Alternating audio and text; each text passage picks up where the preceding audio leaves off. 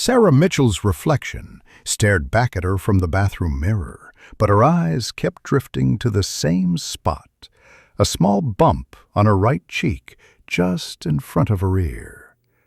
2 millimeters, maybe 3.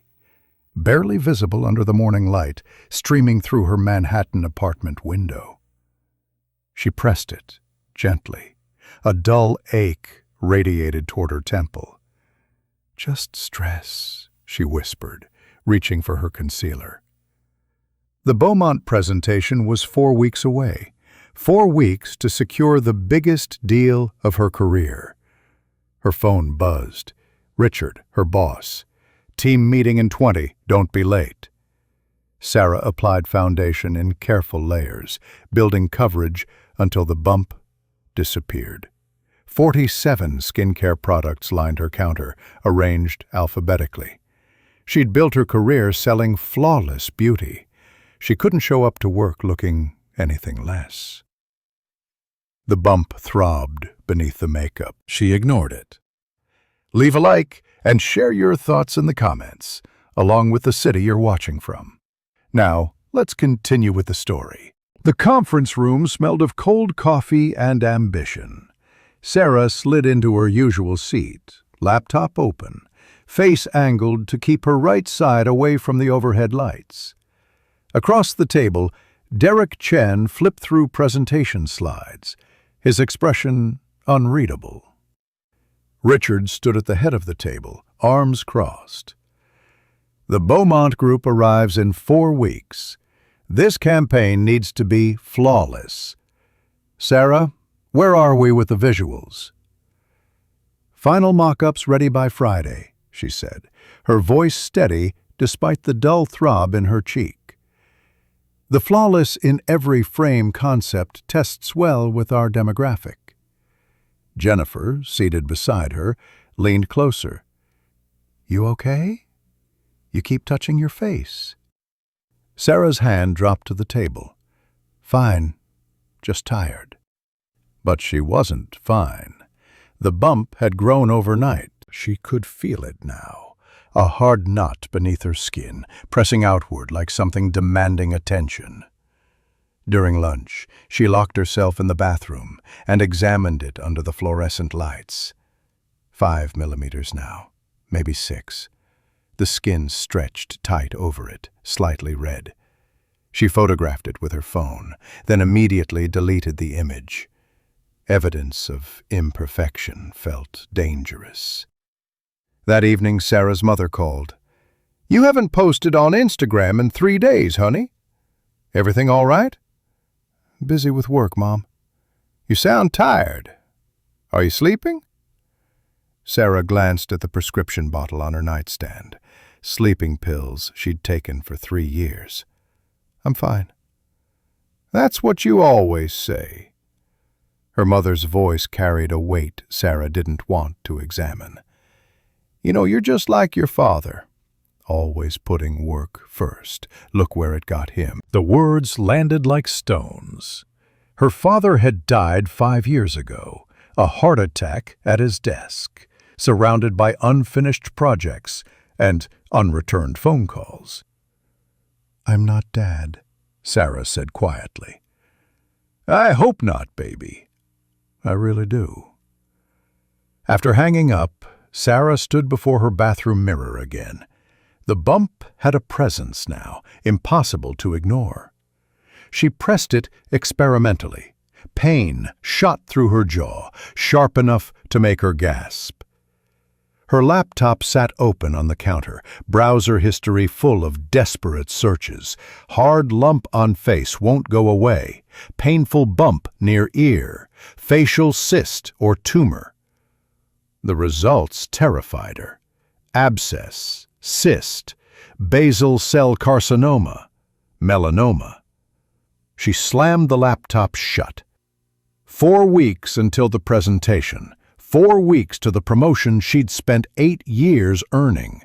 She'd built this campaign from nothing, crafted every word, selected every image. Derek was circling, waiting for her to slip so he could take her place.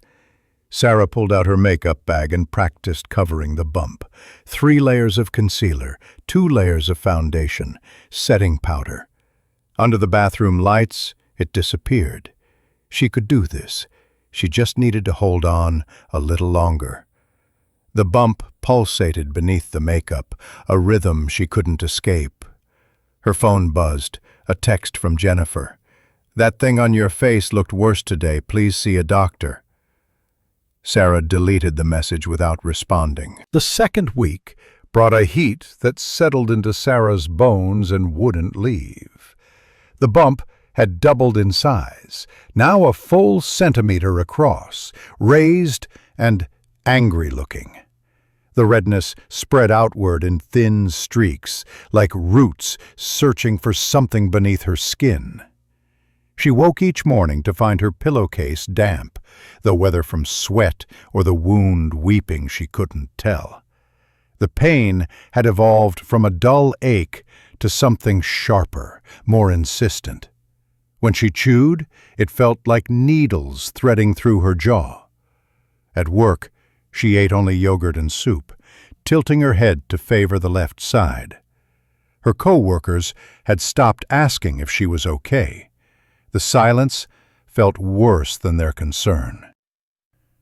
"Sarah," Richard's voice cut through her concentration during Thursday's status meeting. "Are you even listening?" She looked up, realizing she'd been touching her cheek again. Everyone stared. "Sorry, yes. The demographics data. You look terrible," Richard said, not unkindly. "Maybe you should take a sick day." "I'm fine," Derek spoke up from across the table. "With all respect, you don't look fine. That thing on your face—" "It's nothing," Sarah's voice came out harder than intended. "Just a stubborn cyst. It'll clear up." But that night, alone in her apartment, she finally allowed herself to really look. The bathroom mirror reflected something that made her stomach turn. The bump had taken on a purple-red hue, the skin stretched so tight it looked translucent. Beneath the surface, she could see yellowish fluid pooling. She pressed it gently.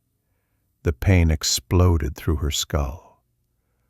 Her hands shook as she opened her laptop and searched again, this time with more specific terms. The results led her down a rabbit hole of medical journals and case studies. Foreign body granuloma, abscess formation, cellulitis, sepsis. The word sepsis stopped her cold. Sarah clicked through to a medical website. The symptoms listed there matched too perfectly. Pain, swelling, redness spreading outward, warmth to the touch, fatigue. She placed her fingers against her cheek. The skin burned.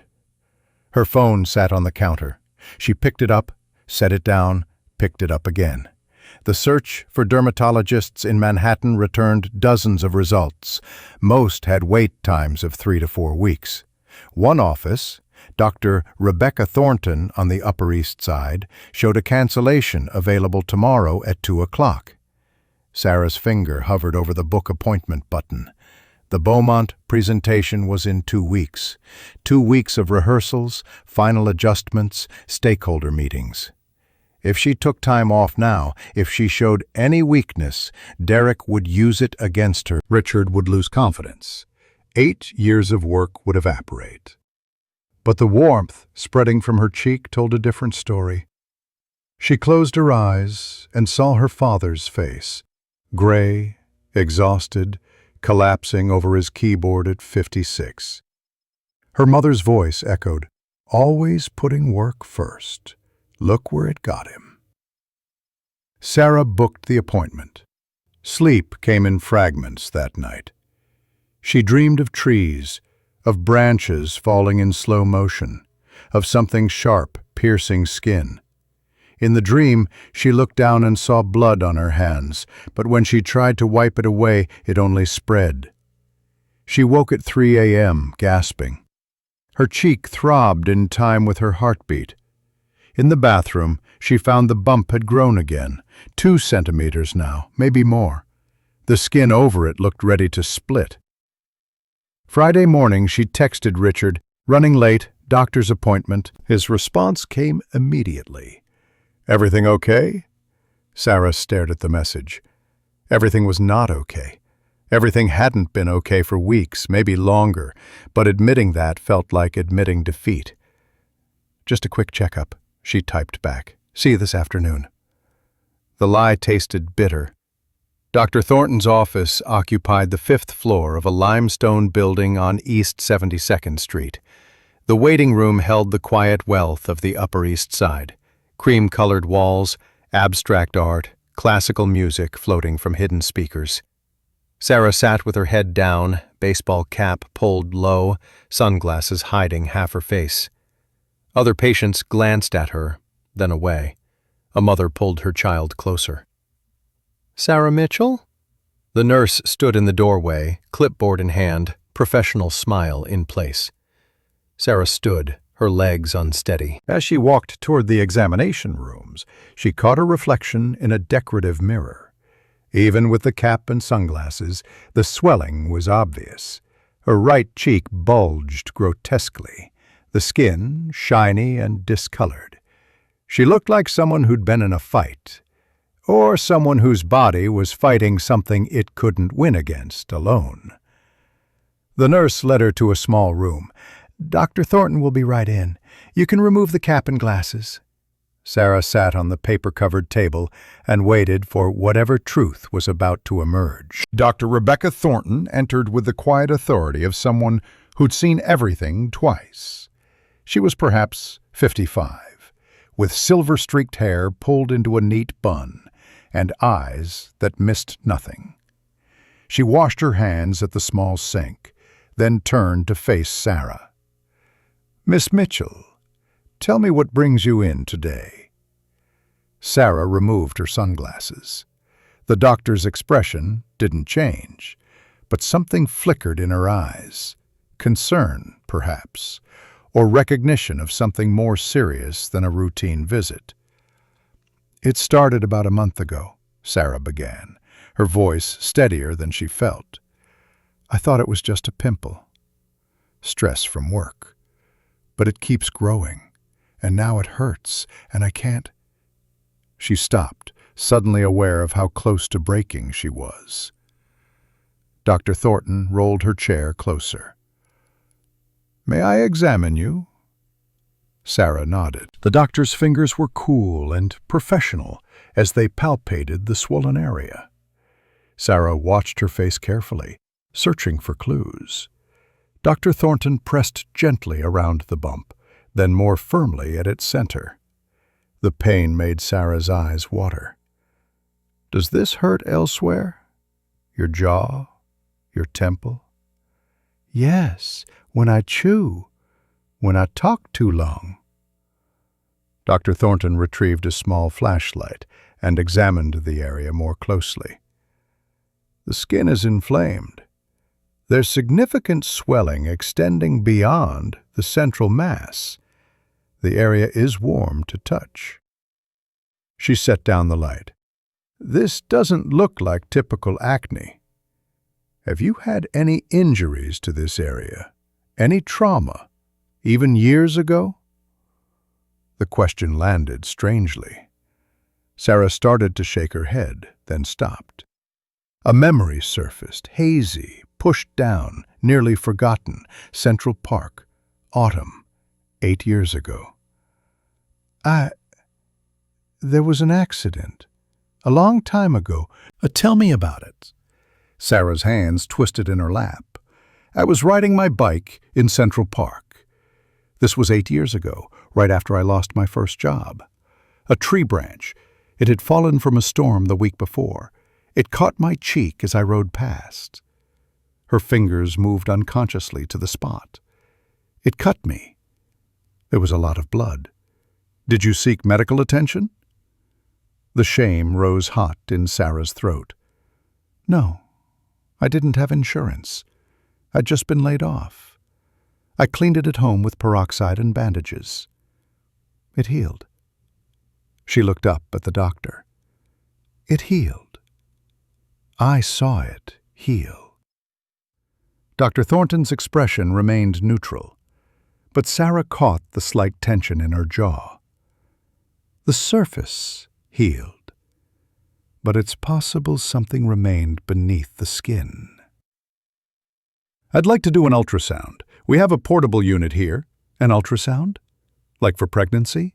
Similar technology, different application. It will let me see what's happening beneath the surface. The doctor left briefly and returned wheeling a compact machine. She squeezed clear gel onto Sarah's cheek, cold, viscous, and pressed a transducer against the swelling. The screen filled with grainy black and white images that Sarah couldn't interpret, but Dr. Thornton could. Sarah watched the doctor's face as she studied the monitor, watched the slight furrow between her eyebrows deepen, watched her adjust the transducer angle, watched her lean closer to the screen. "What is it?" Sarah's voice came out smaller than intended. Dr. Thornton pointed at the monitor. "Do you see this elongated structure here?"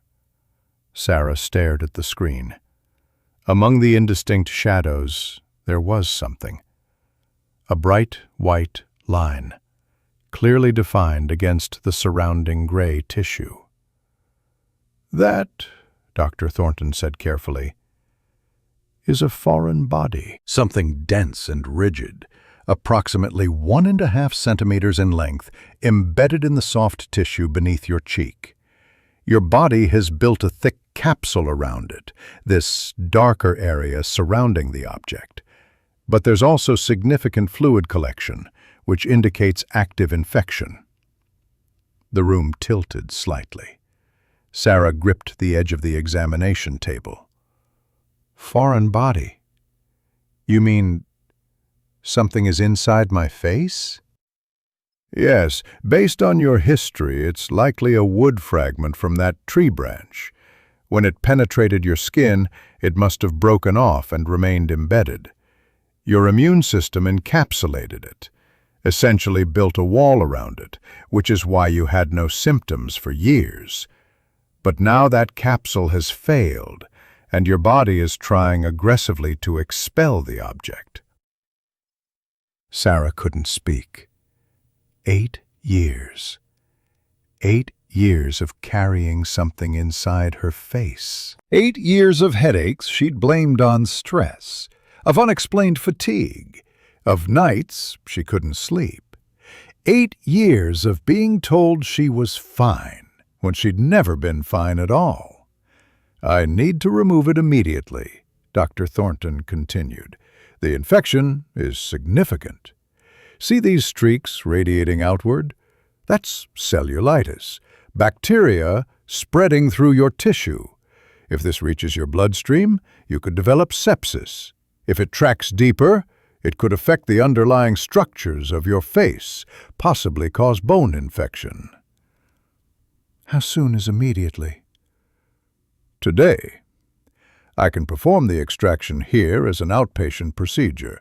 We'll use local anesthesia, make an incision, drain the abscess, remove the foreign body, and close with sutures. 30 to 45 minutes. Sarah's phone buzzed in her purse. She didn't need to check it to know it was Richard, asking where she was, when she'd be back, reminding her about the presentation timeline. "I have a major work presentation next Friday," she said. "The biggest of my career. If I do this today, will I—" "Ms. Mitchell." Dr. Thornton's voice was gentle but firm. "I understand career pressures, but this is a medical emergency masquerading as a cosmetic issue. Your face will be swollen and bruised for at least a week after the procedure. You'll have sutures. There will be a scar. But if you don't address this now, the consequences could be far more severe than missing a presentation." Sarah thought of her father, dead at his desk. Thought of 8 years of ignoring what her body had been trying to tell her. Thought of all the times she'd chosen perfection over truth. Her phone buzzed again. "What are the risks of waiting?" she asked. though she already knew the answer. Sepsis, tissue necrosis, potential disfigurement far worse than any surgical scar. In extreme cases, death. Dr. Thornton paused. "Sarah, I've been practicing dermatology for 20 years. I don't say emergency lightly." Sarah's hands trembled as she pulled out her phone. Richard's message glowed on the screen. "Need you back ASAP." Beaumont moved up their schedule. Presentation is now next Friday at 9 a.m. She looked at the ultrasound image still frozen on the monitor. That white line, sharp and foreign, embedded in tissue that was supposed to be hers alone. "Okay," she whispered. "Do it today." Dr. Thornton nodded. "I'll have my surgical nurse prepare the room. We'll get you scheduled immediately." As the doctor left to make arrangements, Sarah typed a message to Richard with shaking fingers. "Medical emergency. Need to postpone presentation. Will explain everything." She hit send before fear could stop her. Then she turned off her phone and waited for whatever truth was about to be cut from her flesh. The procedure room was smaller than Sarah had imagined, clinical and bright. A surgical lamp hung overhead like a mechanical eye. Angela, Dr. Thornton's nurse, arranged instruments on a steel tray. Scalpels, forceps, gauze, containers that would hold whatever emerged from Sarah's face. "We're going to position you so your right cheek is fully accessible," Dr. Thornton explained, helping Sarah recline on the table. "A surgical drape will cover the rest of your face and body. You won't be able to see what we're doing, which is intentional. Some patients find the visual aspect distressing." Sarah's mouth was too dry to speak. She nodded. Angela placed the drape, and suddenly Sarah's world contracted to a small window of sight. Ceiling tiles, the surgical lamp, the edges of the blue fabric framing her vision. She could hear everything. The clink of instruments, the rustle of sterile packaging, the quiet efficiency of preparation. "I'm going to administer the local anesthetic now," Dr. Thornton said. "Several small injections around the area. You'll feel pinching and burning initially, then numbness should set in within a few minutes." The first needle pierced her skin. Sarah's hands clenched into fists. The burning sensation spread through her cheek like liquid fire. Then another injection. Another. She counted 7 before Dr. Thornton set down the syringe. "Now we wait for it to take effect." The minutes stretched. Sarah stared at the ceiling tiles, counting the small perforations, hundreds of tiny holes arranged in perfect rows. Her heart hammered against her ribs. She tried to breathe slowly, evenly, but each breath felt shallow and insufficient. "Can you feel this?" Dr. Thornton pressed something sharp against Sarah's cheek. "Pressure. No pain. Good. We're ready. Remember, you'll feel tugging and pressure, but no sharp pain. If anything hurts, truly hurts, tell me immediately." Sarah heard the sound of a scalpel being lifted from the tray, metal against metal, a small, precise sound that made her stomach clench. "Making the first incision now." The sensation was alien, a pulling, a parting, pressure without pain. Sarah forced herself to keep breathing, in through the nose, out through the mouth. Don't think about the blade cutting into your face. Don't think about... Dr. Thornton's breath caught, just slightly, barely audible, but Sarah heard it. "What?" Sarah tried to sit up, but Angela's hand pressed gently against her shoulder. "Stay still, please. Everything's fine."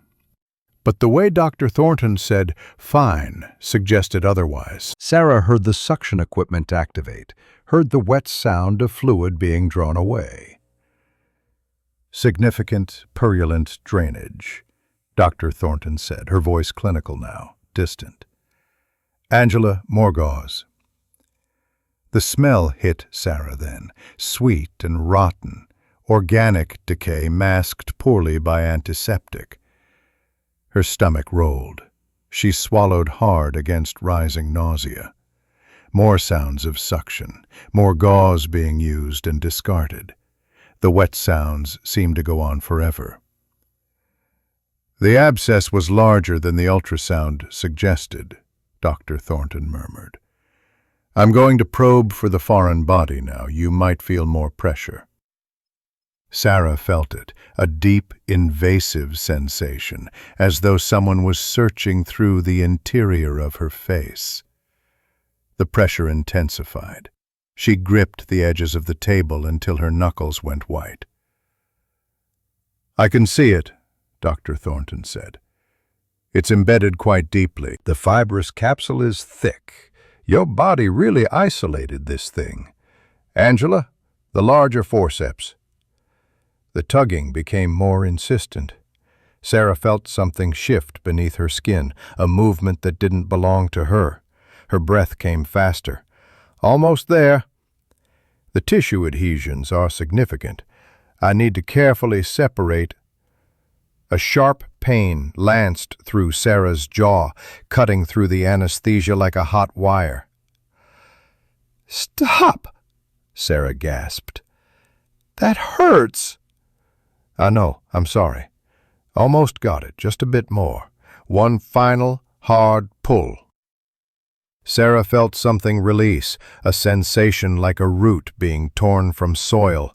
Then the pressure suddenly lessened. The sound of something solid hitting the metal tray. A distinct clink. Silence. Sarah heard Angela's sharp intake of breath, heard Dr. Thornton set down the forceps. The silence stretched for 3 seconds, 4, 5. "What is it?" Sarah's voice cracked. "Let me see it." In a moment, Dr. Thornton said. I need to make sure we removed everything. Angela, irrigate the wound cavity. Sarah felt liquid flooding the opened tissue, felt it being suctioned out. The process repeated, once, twice, 3 times. Wait, Dr. Thornton's voice sharpened. There's more. More? Smaller fragments. The original piece must have broken when it penetrated. I'm seeing 3 additional pieces. They're tiny, maybe 2 to 3 millimeters each, but if we don't remove them all, the infection will recur.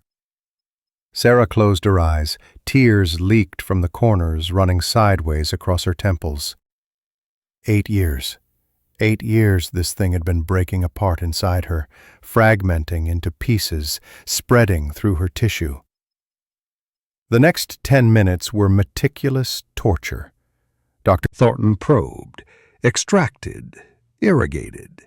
Each fragment required careful manipulation. Sarah felt every moment of it. The tugging, the pressure, the strange sensation of her own face being explored from the inside. Finally, I believe that's everything. One more thorough irrigation, more liquid, more suction. Sarah had lost track of time. Had it been 30 minutes? An hour?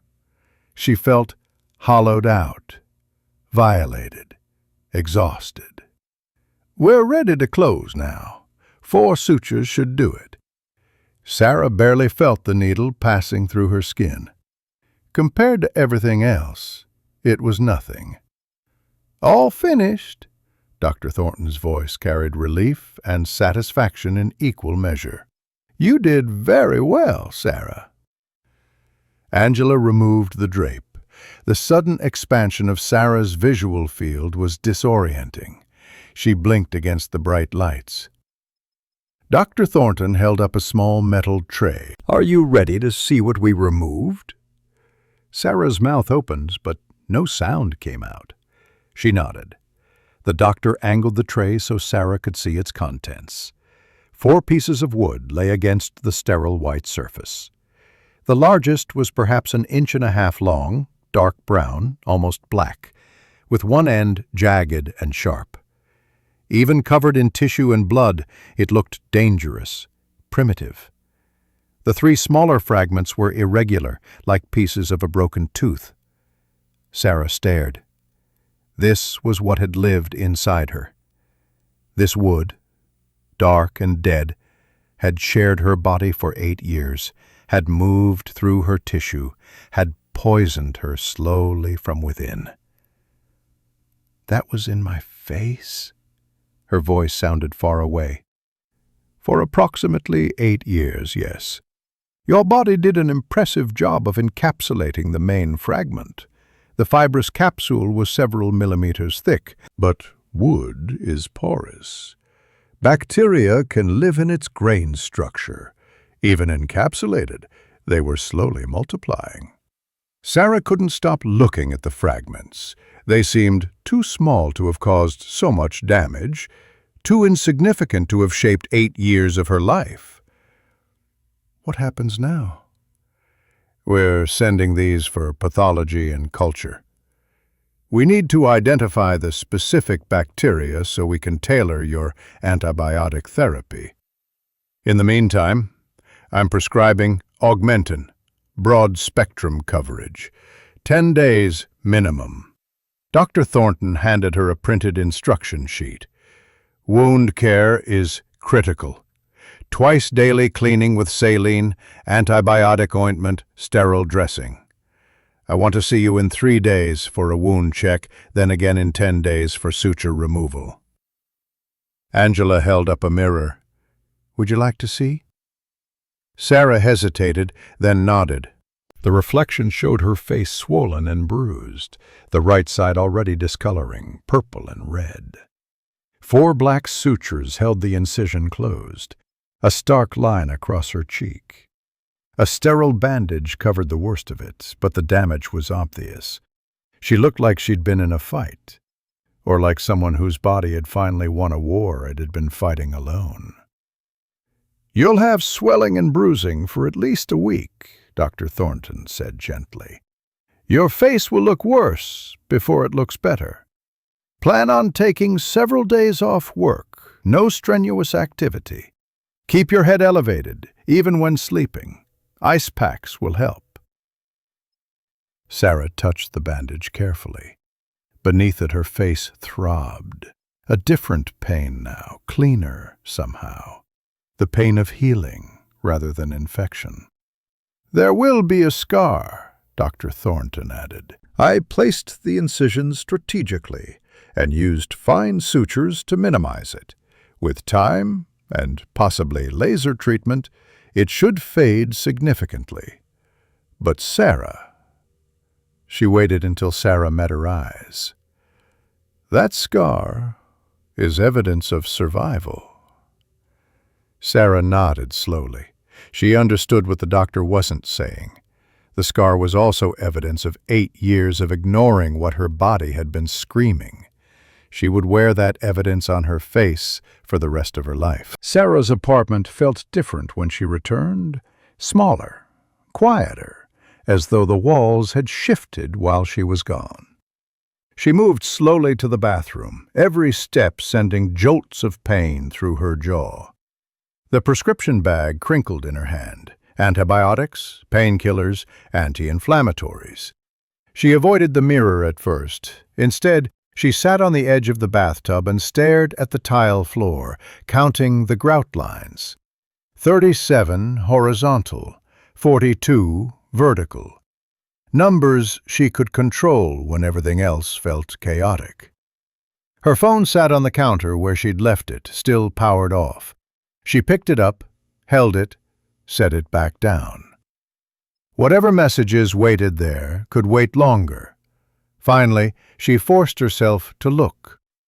The woman in the mirror was unrecognizable. The right side of her face had swollen to grotesque proportions, nearly twice its normal size, the skin stretched tight and shiny.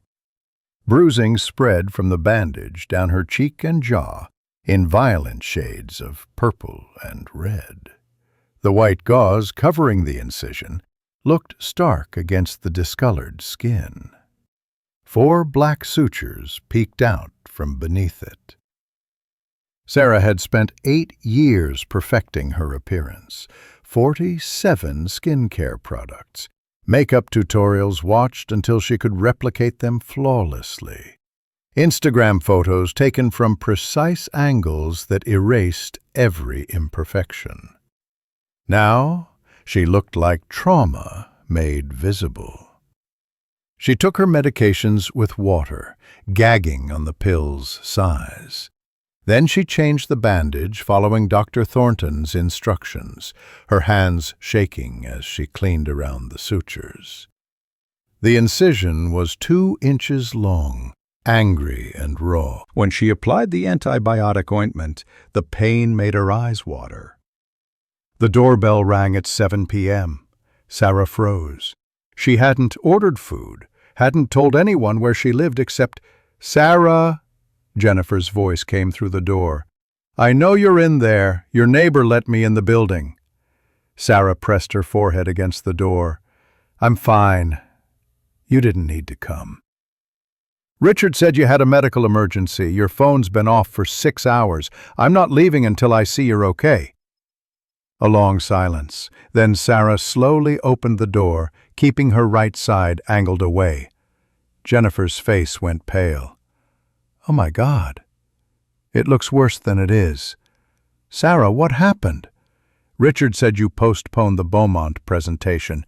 He's furious. Derek's already volunteering to take over." "I tried to tell him you wouldn't bail without a serious reason, but—" She stopped, really looking at Sarah's face. "What did they do to you?" Sarah stepped back, letting her in. Jennifer set down a bag of soup containers and bread on the kitchen counter, but her eyes never left Sarah's face. "I had surgery. Emergency extraction of a foreign body." The words sounded clinical, distant, as though describing someone else's experience. "Foreign body? Like what?" "A piece of wood, from a tree branch. It's been in my face for 8 years.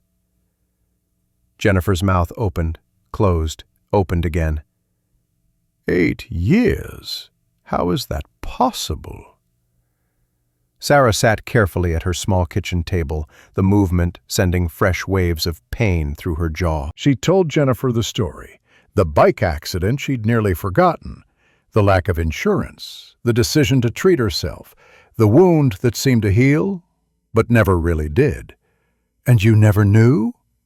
Jennifer pulled out a chair sitting across from her. "For 8 years, you had no idea?"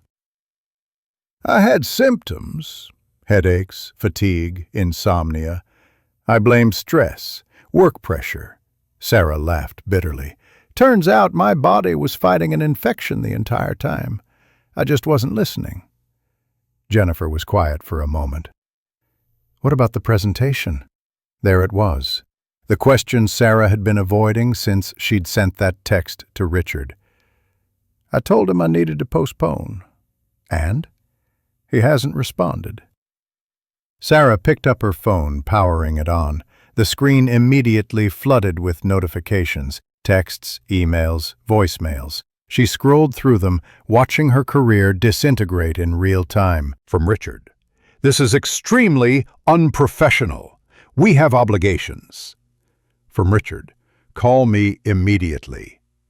From Richard. "Derek has agreed to step in. We'll discuss your position when you return." From Derek. "Hey, hope you're okay. Richard asked me to cover the presentation. I'll make sure to credit your work." From Jennifer. "Where are you? Everyone's freaking out." From her mother. "Honey, call me. I'm worried." 3 voicemails, all from Richard, each one progressively more clipped and cold. Sarah set the phone down.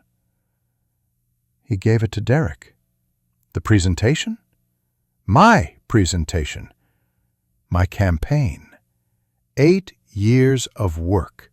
She touched the bandage gently, and all it took was choosing not to die.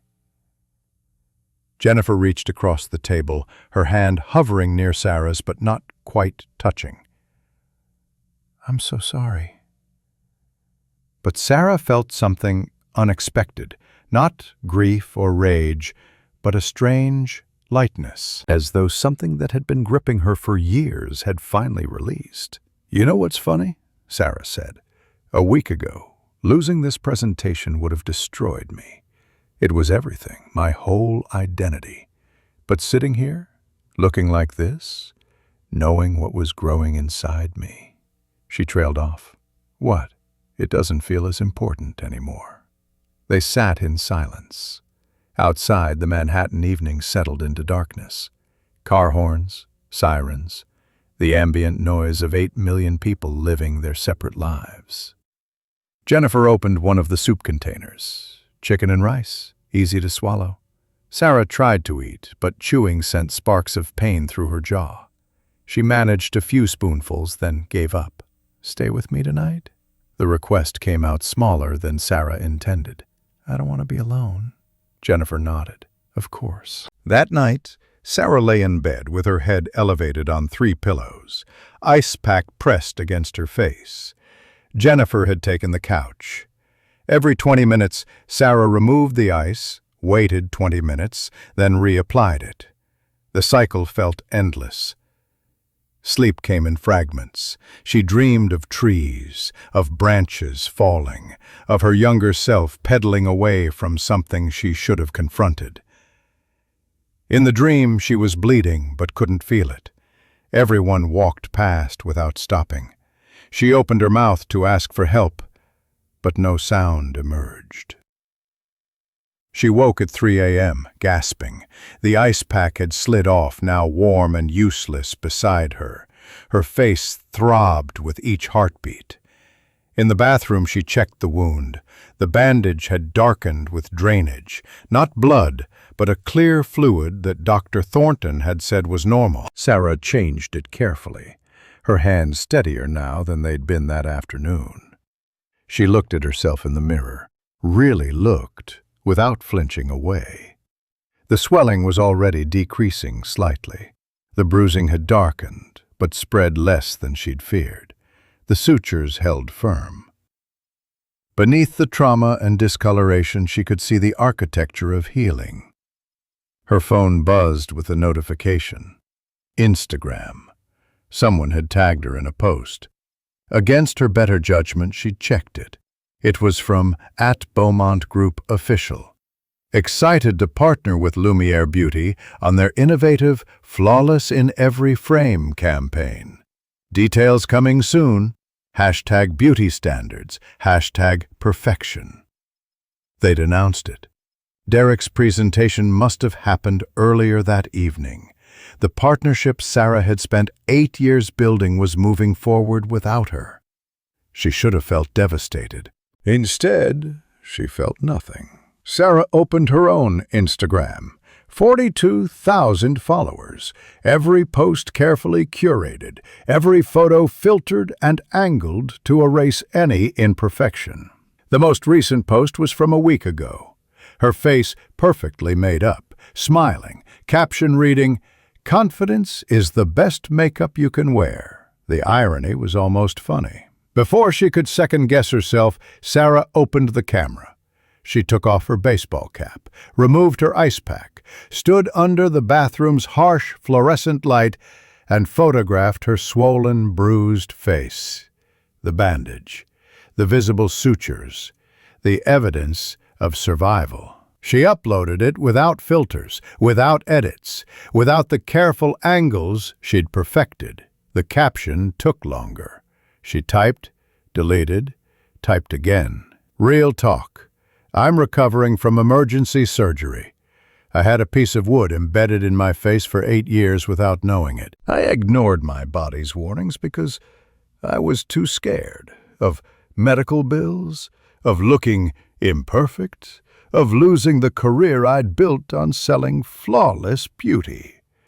This is what happens when we prioritize appearance over health. when we value flawless over honest. I'm bruised, swollen, and stitched up, and for the first time in years, I'm actually okay. Hashtag real beauty. Hashtag healing. Hashtag listen to your body. She hit post before fear could stop her. Within minutes, her phone began buzzing. Comments flooded in, not the carefully curated compliments she usually received, but something rawer, more honest. Thank you for being real. This is the bravest thing I've seen. I've been ignoring a lump for months because I'm scared. You just convinced me to see a doctor. Not all scars are visible, but maybe they should be. Sarah turned off her phone and returned to bed. The ice pack was cold again. She pressed it against her face and closed her eyes. Tomorrow, she would deal with Richard, with Derek, with the career implications of choosing herself.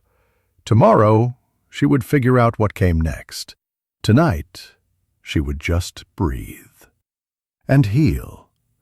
And finally, after 8 years of carrying something toxic inside her, begin the process of becoming whole. Jennifer appeared in the doorway.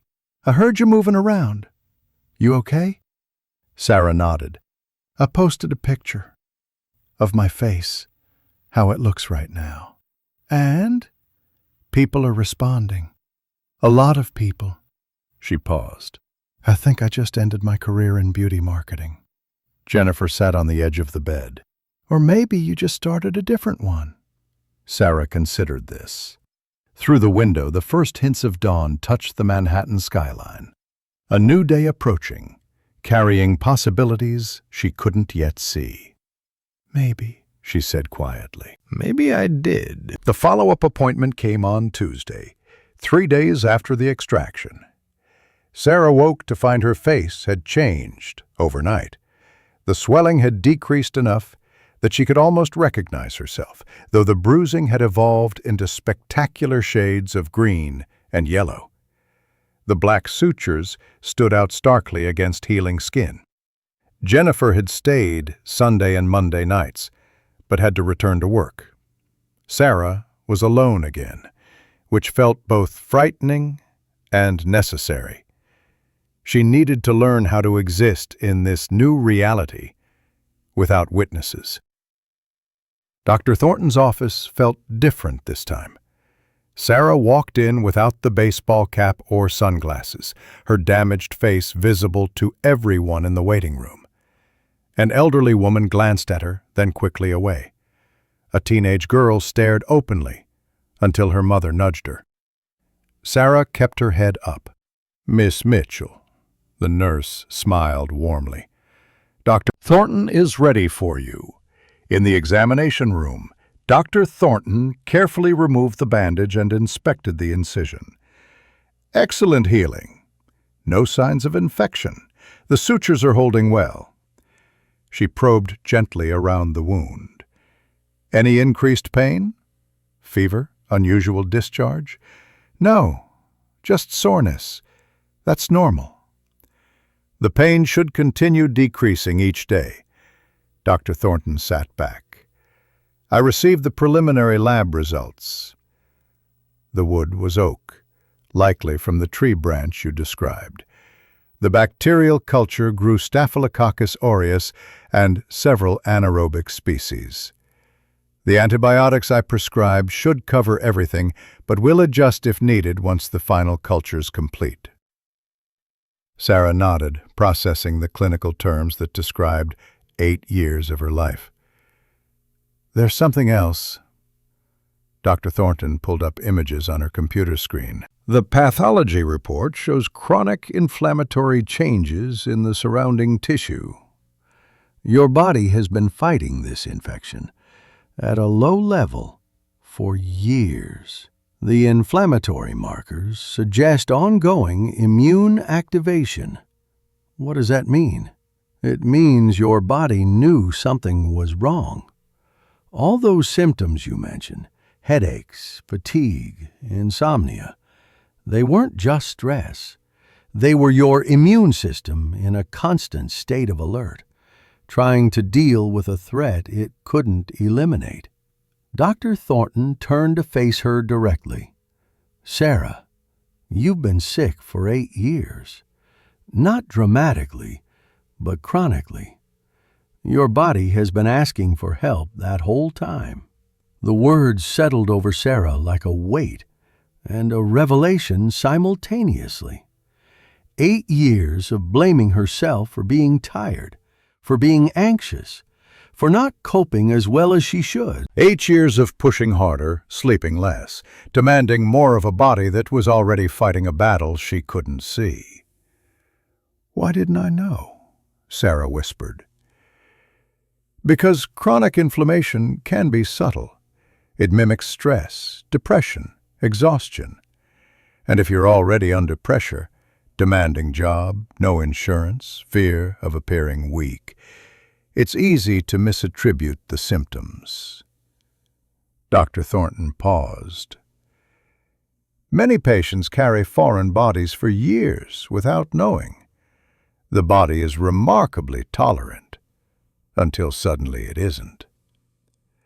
Sarah thought about her divorce 3 years ago. Mark had said she'd become someone else, irritable, distant, angry without reason. She'd blamed the separation on incompatibility, on growing apart. But what if her body's constant state of siege had poisoned that relationship too? What if the splinter had taken more than just 8 years? What if it had taken pieces of her life she couldn't get back? "Can I see the pathology photos?" Sarah asked. Dr. Thornton hesitated. "They're quite graphic." "I need to see." The doctor turned the screen. The images showed the wood fragments under high magnification, dark, porous structures riddled with bacterial colonies. Surrounding tissue appeared inflamed, angry red even in the microscope slides. The fibrous capsule her body had built was visible as layers of dense white material, like prison walls constructed cell by cell. "Your body tried so hard to contain this," Dr. Thornton said quietly. "For 8 years it built and rebuilt these barriers, trying to protect you from something you didn't even know you carried." Sarah stared at the images. "I need to apologize to my body, don't I?" Dr. Thornton smiled sadly. "Many patients feel that way. We live in a culture that teaches us to ignore pain, push through exhaustion, prioritize productivity over health. Then we're shocked when our bodies finally give out." She closed the laptop. "The good news is, you're healing. Your body is resilient. With proper care, you'll make a full recovery. And the scar will fade with time. I can refer you to a cosmetic dermatologist for laser treatments if you'd like, though I'd recommend waiting at least 6 months for complete healing first." Sarah touched the incision gently. "I'm not sure I want it to fade completely." Dr. Thornton raised an eyebrow. "Oh? It reminds me to listen, to not make the same mistake twice." "That," the doctor said, "is wisdom." After the appointment, Sarah walked slowly through the Upper East Side, in no hurry to return to her empty apartment. Her phone had been buzzing constantly since Saturday's Instagram post. The image had gone viral. 487,000 likes, 12,000 comments. News outlets had picked it up. Beauty bloggers were dissecting it. Her follower count had jumped to 156,000. She stopped at a small park and sat on a bench, finally opening the notifications she'd been avoiding. Her DMs were flooded. Women sharing their own stories of ignored symptoms, delayed treatment, choosing work over health. Men, too. Stories of heart attacks dismissed as indigestion, of cancers caught too late, of chronic pain normalized until it became unbearable. One message made her stop scrolling. I'm 23, no insurance. Been ignoring a lump on my neck for 6 months because I can't afford a doctor. Your post scared me into finding a free clinic. They found it early. Thyroid cancer, stage 1, treatable. You might have saved my life. Thank you for being brave enough to show the truth. Sarah read it 3 times, tears blurring the words. Her phone rang. Richard. She considered not answering, then decided she'd avoided enough difficult conversations for one lifetime. Sarah. His voice was tight, controlled.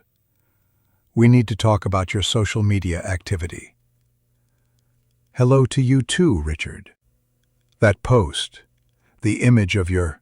He paused, apparently struggling with how to describe it. Your medical situation. It's generating significant attention. I know. The Beaumont Group has been asking questions. They want to know if you're still with the company, if you'll be involved in the campaign rollout. Sarah watched a mother push a stroller past, the child inside laughing at something only he could see. What did you tell them? I told them we'd discuss it. Sarah, I'll be honest, I was angry when you postponed the presentation. But this viral moment, it's changing the conversation around our brand. People are talking about authenticity, about real beauty versus filtered perfection.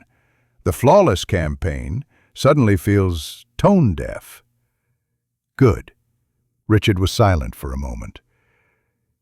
I'm calling to ask you to come back. Not to the old campaign, that ship has sailed, but to lead a new direction. Something that builds on what you started with that post. Real stories, real faces, real struggles. You want to capitalize on my trauma. I want to give you the platform to turn your experience into something meaningful. And yes, it benefits the company too. That's how business works. Sarah stood, pacing slowly along the park's edge. I need to think about it. Think fast. Derek's already drafting proposals. If you're not interested, he'll take the lead. After hanging up, Sarah found herself walking without destination. Her feet carried her downtown, through neighborhoods she rarely visited, until she stood at the edge of Central Park. The same park where everything had started 8 years ago. She entered at East 72nd and walked south along the path where she'd been riding that autumn day. The trees were different now, older, fuller, their branches reaching toward a cloudless sky. She tried to remember exactly where the accident had happened, but the landscape had shifted in her memory, details blurring into impressions. Finally, she stopped at a massive oak tree near the conservatory garden. It might have been the tree, or it might not have been. Perhaps it didn't matter. Sarah placed her palm against the rough bark, feeling the living wood beneath her hand. This tree was still standing, still growing, still reaching toward light, despite storms and seasons. It had lost a branch 8 years ago, and that loss had changed her life irrevocably. But the tree itself endured. I forgive you, she whispered, though she wasn't sure if she was talking to the tree or to her 24-year-old self who'd made such a terrible choice. A jogger passed, glancing at her curiously. A woman with a bruised face talking to a tree. Sarah didn't care. Her phone buzzed again, a text from an unknown number. Hi, Sarah. This is Emma Chen from The Atlantic. I'm writing a piece on healthcare access and how economic pressure forces people to delay treatment. Your story is powerful. Would you be interested in an interview? We want to explore the systemic issues, not just the personal narrative. Sarah sat on a nearby bench and typed back, Yes, let's talk. More messages followed. A producer from a morning show, a podcast about workplace culture, a healthcare advocacy group that wanted her to speak at their next event. The viral moment was opening doors Sarah hadn't known existed. But they weren't the doors to her old life. They were doors to something else entirely, something that felt both terrifying and right. That evening, back in her apartment, Sarah opened her laptop and began writing. Not a proposal for Richard, not a defense of her choices, just her story, in full, with all the parts she'd been too ashamed to share before. She wrote about being 24 and broke, about the impossible choice between medical care and rent money. She wrote about 8 years of symptoms she'd dismissed, relationships she'd destroyed, nights she'd laid awake, feeling wrong without knowing why. She wrote about the moment Dr. Thornton pulled that piece of wood from her face and she'd finally understood that her body hadn't been betraying her. It had been fighting for her all along. The essay grew longer than intended, 3,500 words that poured out in a single sitting. When she finished, her face ached from the extended concentration, but the pain felt clean somehow, purposeful. She titled it, "What I Carried, 8 Years with a Splinter, and What It Taught Me About Listening." Before she could second-guess, she emailed it to Emma at The Atlantic. The response came within an hour. "This is powerful. Can we publish it? We'll fact-check and edit, but I don't want to change your voice. This needs to be heard." Sarah stared at the email. Publishing this meant no going back to her old life.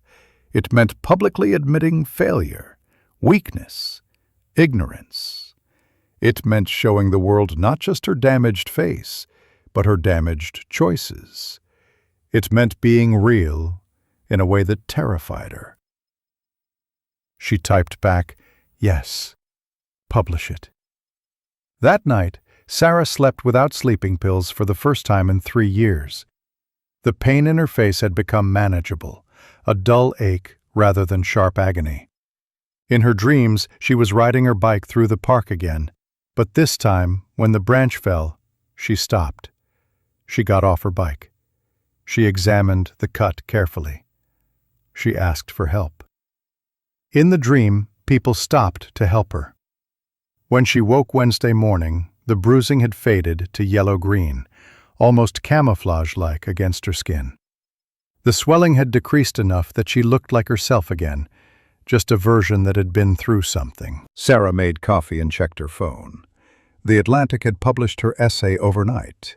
It was already trending. Her life was changing faster than she could process.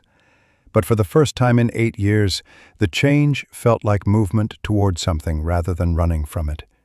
She touched her scar gently, still tender, still healing. But hers. The splinter was gone. Its lesson remained. 10 days after the surgery, Sarah returned to Dr. Thornton's office for suture removal. The bruising had faded to faint yellow shadows. The swelling was nearly gone. When she looked in the mirror now, she saw herself again. Changed, but recognizably Sarah. "The healing is exceptional," Dr. Thornton said, examining the incision with magnifying loupes. "No signs of infection. The tissue has knitted together beautifully." She picked up small scissors and forceps. "This will feel like small tugs. Try to stay still." Sarah watched the ceiling as Dr. Thornton worked, feeling each suture being snipped and pulled free. 4 small tugs, 4 brief stings, and then it was done. "There," Dr. Thornton applied antibiotic ointment and a small bandage. "You can remove this tonight and leave the wound open to air. Keep applying ointment twice daily for another week, then just regular moisturizer. The scar will be pink for several months, but should fade to a thin white line eventually." Sarah touched the area gently. Without the sutures, it felt less like a wound and more like a part of her. "What about the second bump, the one that appeared last week?" Dr. Thornton's expression shifted slightly. "Let me examine it. The small swelling had appeared 6 days ago, just adjacent to the incision site. Sarah had tried to ignore it, had told herself it was normal post-surgical inflammation. But it had grown, 5 millimeters now, maybe 6, and the familiar hardness beneath the skin sent ice through her veins. Dr. Thornton palpated the area carefully. Her jaw tightened almost imperceptibly. "I'm going to ultrasound this. Is it more wood? Let's see what we're dealing with first." The ultrasound machine hummed to life, cold gel, the transducer pressing against tender skin. Sarah watched Dr. Thornton's face instead of the screen, reading the subtle shifts in her expression like a language she'd learned in the last 2 weeks. The doctor's frown deepened. "What?" Sarah's voice came out smaller than intended. Dr. Thornton turned the screen. "There are 2 very small, very deep fragments that weren't visible during the first procedure. See these bright spots? They're approximately 1 to 2 millimeters each, embedded in deeper tissue layers." Sarah felt the room tilt. "After everything, there's still wood inside me?" "Yes. They're much smaller than what we removed, and they're not causing acute infection. The inflammation you're experiencing is likely a combination of suture reaction and these remaining fragments." Dr. Thornton paused. "We have 2 options. We can monitor them conservatively. Many patients live with small foreign bodies long-term without issues. Or we can do another procedure to remove them. How long would I have to wait? For the second surgery, I could schedule you for tomorrow afternoon if you want them out." Sarah thought about the last 10 days, the pain, the uncertainty, the career implications that were still unfolding, the viral post that had exploded into something bigger than she'd imagined. Her essay in The Atlantic had been shared 430,000 times. Interview requests filled her inbox. Richard had called twice more, each time with a slightly better offer.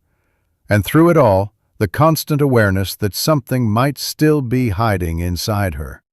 "I can't do this uncertainty again," Sarah said. "Take them out." "Tomorrow." Dr. Thornton nodded. "I understand. It'll be quicker this time. I know exactly where they are.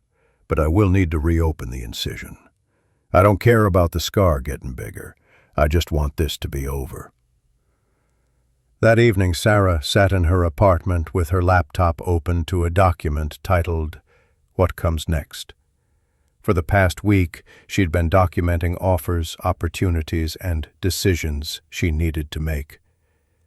The list had grown overwhelming. Richard's latest offer? Director of Authentic Marketing, new division, 40% salary increase, full creative control. The Atlantic, regular contributor position, writing about healthcare and workplace culture. Healthcare advocacy groups, 3 speaking invitations, 2 board positions. Morning shows, 4 interview requests. Podcast appearances, 12 and counting. Each opportunity pulled her in a different direction. Each one promised meaning, impact, change. But Sarah had learned something in the past 2 weeks. Movement wasn't the same as progress, and opportunity wasn't the same as purpose. Her phone rang. Her mother. "Hi, Mom. I read your article, honey." Her mother's voice was thick with emotion. "Why didn't you tell me about the accident? About not having insurance? I didn't want you to worry. And I was embarrassed." "Embarrassed? Sarah, you were 24 years old and struggling. That's nothing to be ashamed of." A pause.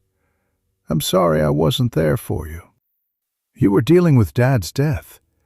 I didn't want to add to your burden." "That's exactly the kind of thinking that got you into this mess." "We're family. Your burdens are my burdens. That's how it works."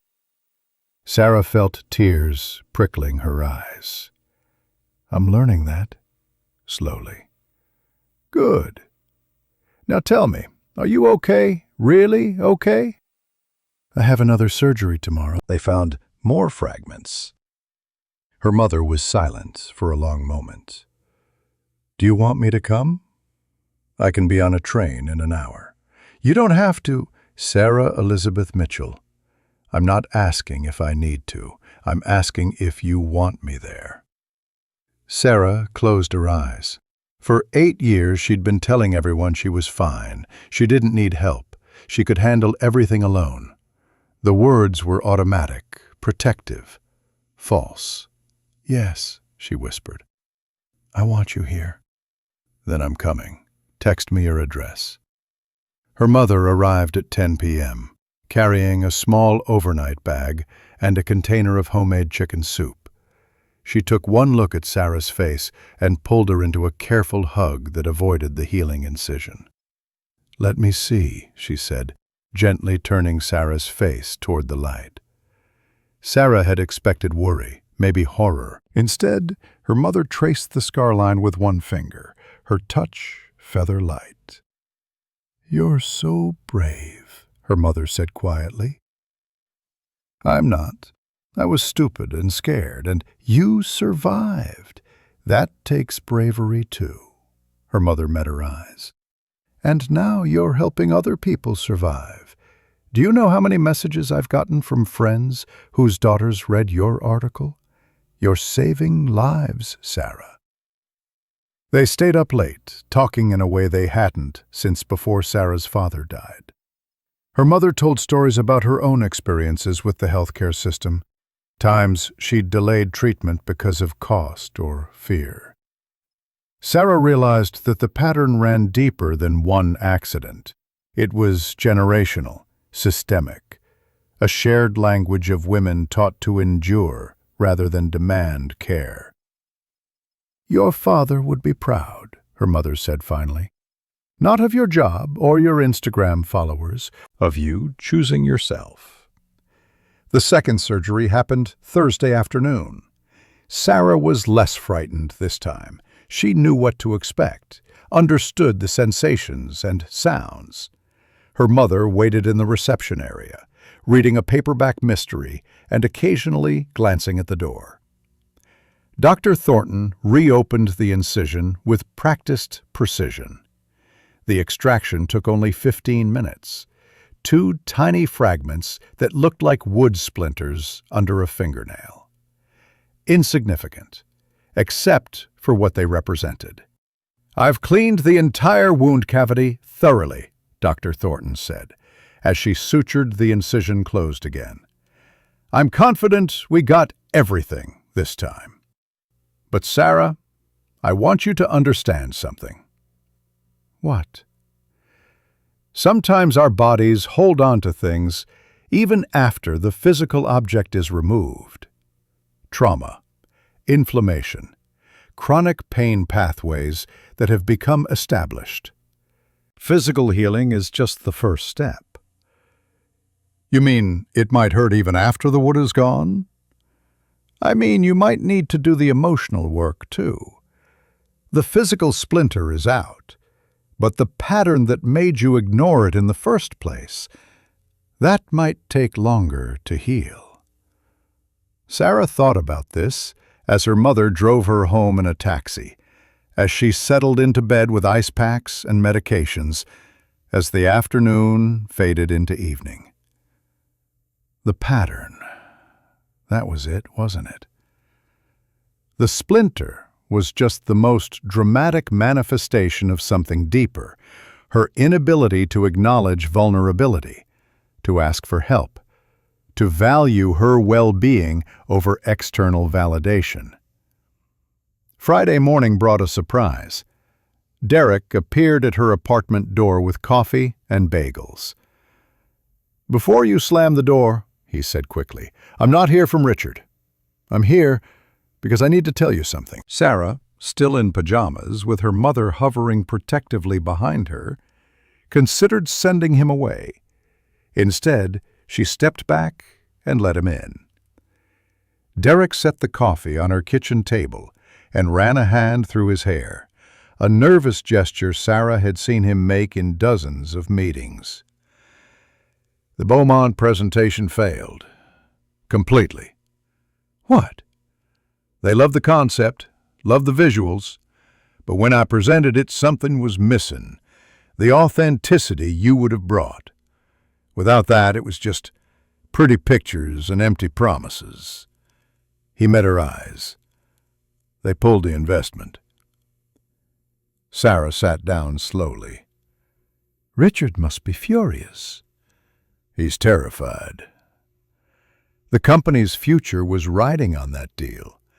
But then your article came out, and everything changed. The Beaumont Group called back. They want to meet with you specifically. They want to fund a campaign built around your story.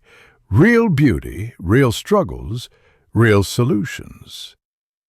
They want to exploit what happened to me. They want to partner with someone who represents what modern consumers actually care about. Derek paused. I thought I wanted your job, Sarah. But watching you these past 2 weeks, the viral post, the article, the way you turned trauma into impact, I realized I'm not equipped for what comes next. I can execute campaigns. You can change culture. After Derek left, Sarah's mother made tea, and they sat together in the morning light streaming through the apartment window. What are you going to do? Her mother asked. I don't know. Part of me wants to go back to Lumiere, prove I can succeed on my own terms. Part of me wants nothing to do with beauty marketing ever again. What does your gut tell you? Sarah touched her scar, a habit now, a grounding gesture. That I need to do something that matters. Not just make money or win campaigns. Something that actually helps people.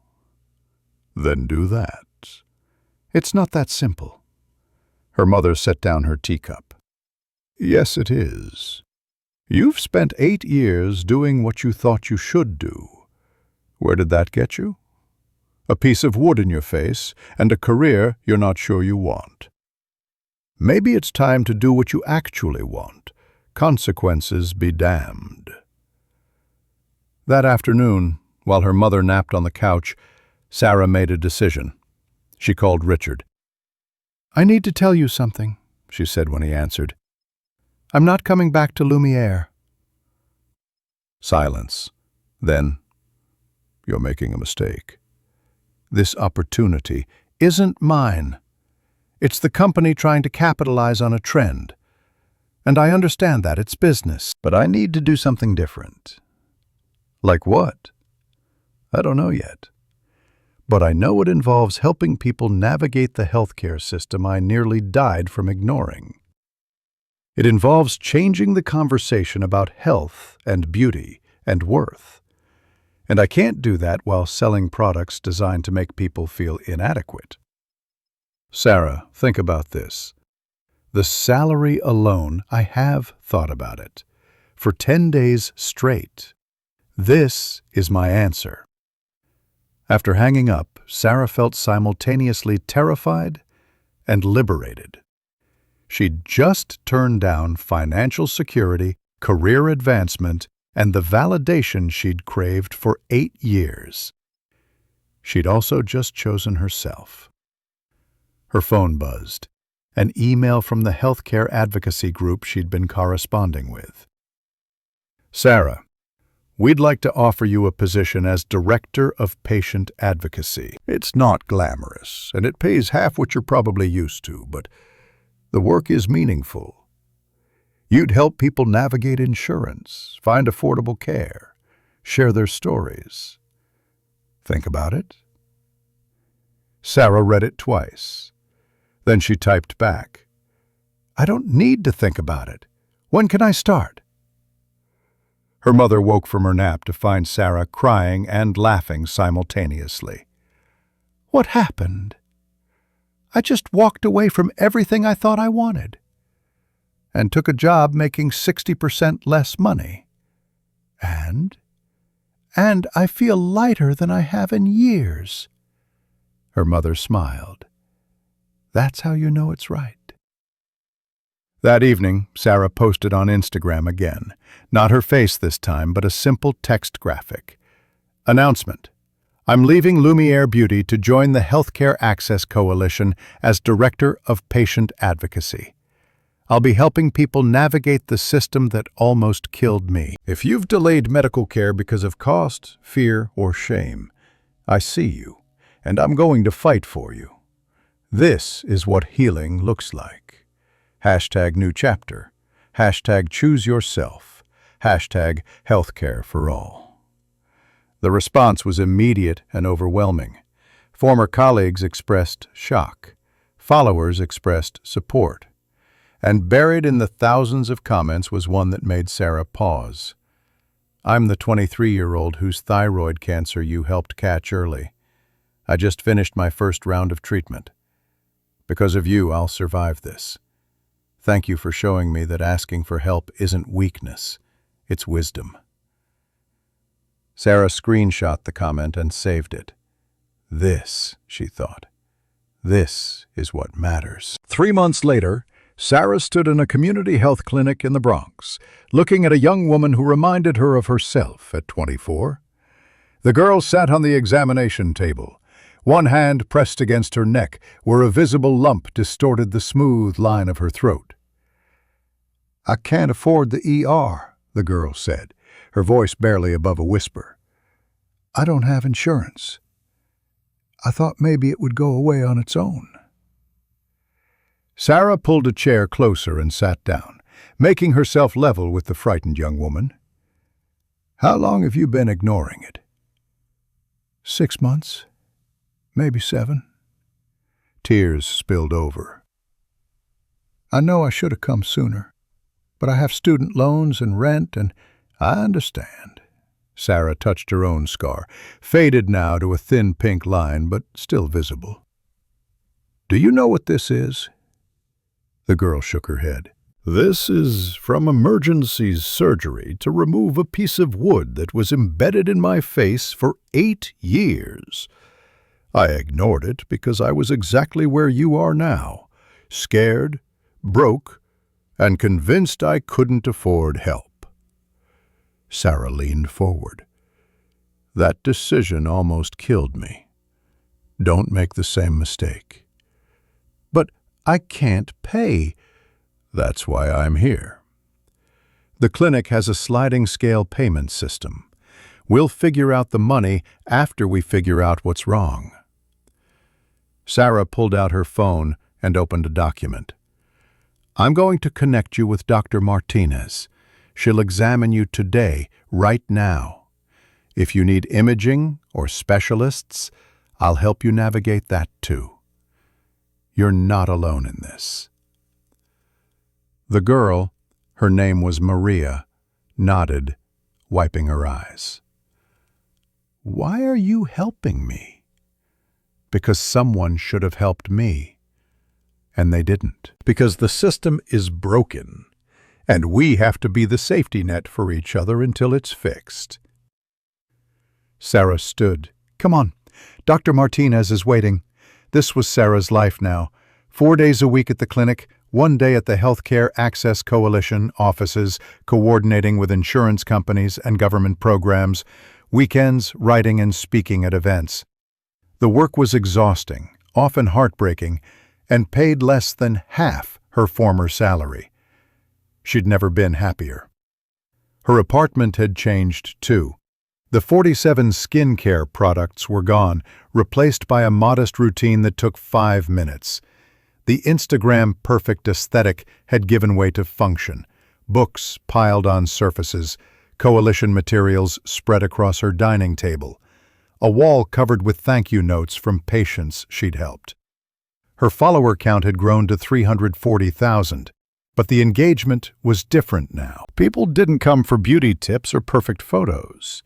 They came for honesty, for resources, for proof that survival and authenticity could coexist. That evening, Sarah met Jennifer for dinner at a small Italian restaurant in the West Village. Jennifer arrived looking polished and professional in her Lumiere-branded blazer, a contrast to Sarah's jeans and sweater. "You look tired," Jennifer said, not unkindly. "I am tired. Good tired, though."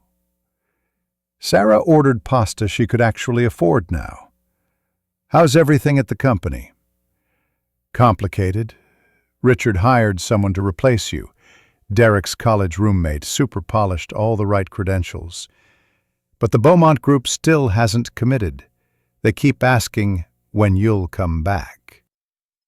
"I'm not coming back." "I know. So does Richard, though he's in denial about it."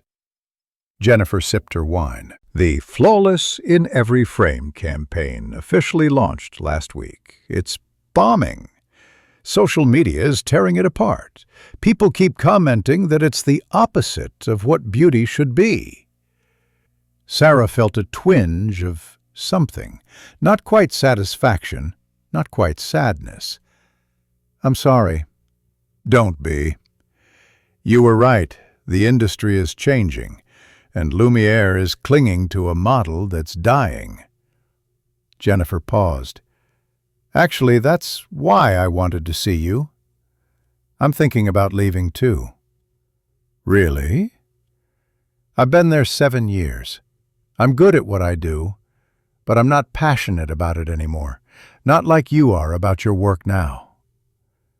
Jennifer pushed food around her plate. "Do you think the coalition is hiring?" Sarah laughed. "You want to take a 60% pay cut to help people navigate insurance bureaucracy?" "I want to do something that matters." "Is that so crazy?" "It's the sanest thing I've heard all week." They spent the rest of dinner talking about possibilities, about what meaningful work looked like, about the courage it took to walk away from security toward purpose. When they parted ways, Sarah felt the shift in their friendship, from co-workers bonded by shared misery to allies bonded by shared values. Walking home through the November cold, Sarah's phone rang, an unknown number. "Is this Sarah Mitchell?" "Yes." "My name is Catherine Beaumont. I'm CEO of the Beaumont Group. I'd like to meet with you. Not about Lumiere, about something else entirely." Sarah's first instinct was to refuse. The Beaumont Group represented everything she'd walked away from, but curiosity won. "What kind of something else?" "A foundation, dedicated to health care access and affordability. I read your Atlantic article. Then I read everything else you've written. My daughter is 23. Last year, she ignored chest pains for 3 months because she was between jobs and had no insurance. She had a heart condition we knew nothing about. She survived, barely." Catherine's voice wavered slightly. "Your story could have been hers. I want to fund the work you're doing, expand it nationally. No strings attached, no marketing angle. Just real help for real people." Sarah stopped walking. "Why?" "Because I have more money than I'll ever spend, and I almost lost my daughter to a system that prioritizes profit over people. Money should fix problems, not create them. So I'm asking, will you meet with me?" They met at a coffee shop in Midtown 2 days later. Catherine Beaumont was 60-something, elegant in the way of old money, but her eyes held the haunted look Sarah recognized from her own mirror 3 months ago. "My daughter's name is Emma," Catherine began, sliding a photo across the table. A young woman with Catherine's eyes and a tentative smile. "She's a freelance graphic designer." The gap in her insurance coverage was only 2 months, but in those 2 months, her arrhythmia got worse, and she was too scared of the bills to seek help. What happened? She collapsed at a coffee shop. Thank God someone called 911. The emergency surgery saved her life and bankrupted her financially. She's 23 years old with $180,000 in medical debt. Catherine's hands trembled slightly around her coffee cup. "I can pay that debt. I did pay it. But I can't stop thinking about all the Emmas who don't have mothers who can write checks, who die or suffer because the system is designed to punish people for being sick. Sarah understood. This was grief transformed into purpose, the same alchemy she'd undergone. "What exactly are you proposing?" Catherine pulled out a folder. The Beaumont Healthcare Access Foundation. Initial funding of $50 million, 5-year commitment, renewable. Goals: direct patient assistance, insurance navigation services, advocacy for policy changes, and public education. I want you to run it. Sarah's coffee cup froze halfway to her mouth. Run it? As executive director. You'd have full authority over program design, hiring, resource allocation. Board oversight, obviously, but operational independence. Salary commensurate with the role. Think 6 figures, not the pittance you're making now. I don't have experience running a foundation. You have the only experience that matters. You nearly died from the problem we're trying to solve. You understand it viscerally, and you've already proven you can translate personal trauma into systemic change. Catherine leaned forward. I don't need someone with an MBA and foundation experience. I need someone with fire in their belly and a scar on their face. I need you. Sarah's mind raced. $50 million. National reach. Real impact at scale. Everything she'd been trying to do at the clinic, multiplied by thousands. I need to think about it. Of course. Take a week. But Sarah, people are dying while they think about whether they can afford help. Every day we delay is another Emma collapsing, another Sarah carrying something toxic inside them. Time matters. That night, Sarah called her mother. That's an incredible opportunity, her mother said. Why do you sound uncertain? Because 3 months ago, I walked away from money and prestige to do grassroots work. This feels like walking back toward the same world I left. Is it, though? Or is it taking the resources of that world and redirecting them toward the work that matters? Sarah considered this. I don't want to lose what I've found. The connection with patients. The day-to-day impact. Then don't lose it. Build something that keeps you connected while expanding your reach. You don't have to choose between authenticity and effectiveness, honey. You can have both. Sarah spent the next 3 days visiting patients at the clinic, talking to her colleagues at the coalition, and thinking about what scale could mean. On the 4th day, she called Catherine. I'll do it, but I have conditions. Name them. First, the foundation stays connected to direct service. I'm not interested in a desk job that takes me away from patients. Second, we hire people with lived experience of healthcare barriers, formerly uninsured, people with chronic conditions, medical debt survivors. They're experts in ways an MBA never will be. Third, we don't just provide Band-Aids. We advocate for systemic change, universal health care, medical debt forgiveness, insurance reform. We go after the root causes. Catherine was silent for a moment. Those are good conditions? Agreed. When can you start? I need to give the coalition 2 months' notice. I'm not leaving them in the lurch. 2 months it is. I'll have contracts drawn up. After hanging up, Sarah stood at her apartment window looking out at Manhattan. The city glittered in the December darkness. Millions of lights representing millions of lives. How many people out there were carrying something toxic, ignoring symptoms, choosing rent over health? How many Marias? How many Emmas? How many versions of her 24-year-old self? She touched her scar. It had faded considerably, barely visible now, unless you knew where to look. But she felt it, always, a phantom sensation that reminded her how close she'd come to being another statistic. Her phone buzzed, a text from Maria, the young woman from the clinic. "Just got my biopsy results. Benign thyroid nodule, not cancer. They're going to monitor it, but I don't need surgery. Thank you for making me face it. You saved me from years of worry." Sarah screenshot the message and added it to a folder on her phone labeled "Why This Matters."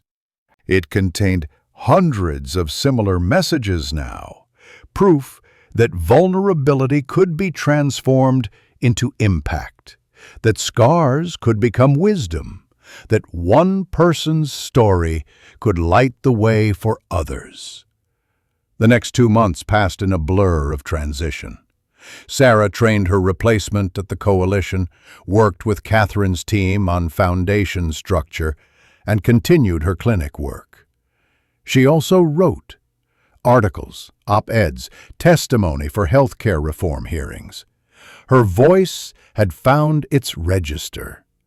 Unflinching about systemic failures, compassionate toward individual struggles, hopeful about possibilities for change. On her last day at the clinic, the staff threw her a small party. Dr. Martinez presented her with a framed photo. Maria, healthy and smiling, standing beside Sarah on her first clinic visit. "You changed this girl's life," Dr. Martinez said, "and hundreds of others. Don't forget that when you're swimming in foundation bureaucracy." "I won't," Sarah promised. "And I'll be back. Maybe not daily, but I'm not leaving this work behind." The Beaumont Healthcare Access Foundation officially launched in February, 4 months after Sarah's second surgery.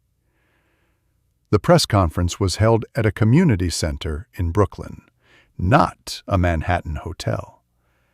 Catherine spoke first, then Emma, who'd agreed to share her story publicly. Then Sarah. She stood at the podium, no makeup covering her scar, no filter softening the reality of her face. Behind her, a screen showed the Instagram post that had started everything. Her swollen, bruised face, and the caption about choosing health over perfection. 4 months ago, I was a beauty marketing executive who'd spent 8 years selling an impossible standard. Today, I'm standing here with a scar on my face and a mission in my heart. She paused, meeting eyes throughout the audience. That scar represents the cost of ignoring my body's warnings. It also represents survival, transformation, and the beginning of something bigger than myself. She talked about the splinter, about the system that made her choose between medical care and rent, about the chronic inflammation that had shaped 8 years of her life without her knowing. She talked about Maria and Emma, and the 23-year-old whose thyroid cancer was caught early because Sarah had been brave enough to post an ugly photo. The Beaumont Foundation can't fix the healthcare system alone, she concluded. But we can be a bridge. We can help people cross from suffering in silence to getting the care they need. We can advocate for the systemic changes that will eventually make foundations like ours unnecessary. And we can prove that choosing yourself, your health, your truth, your well-being isn't selfish. It's survival. The applause was warm, but not overwhelming. This wasn't that kind of crowd. These were people who understood that real change happened in increments, in individual lives saved, in systems slowly shifted. After the press conference, a young man approached Sarah. He was perhaps 19, skinny, with nervous energy. "I have something growing on my back," he said quietly. "I've been ignoring it for a year. Can you help?" Sarah smiled. "Yes, let me introduce you to someone." She walked him over to the foundation's intake coordinator, a woman who'd survived cancer while uninsured, and now helped others navigate the system that had nearly broken her.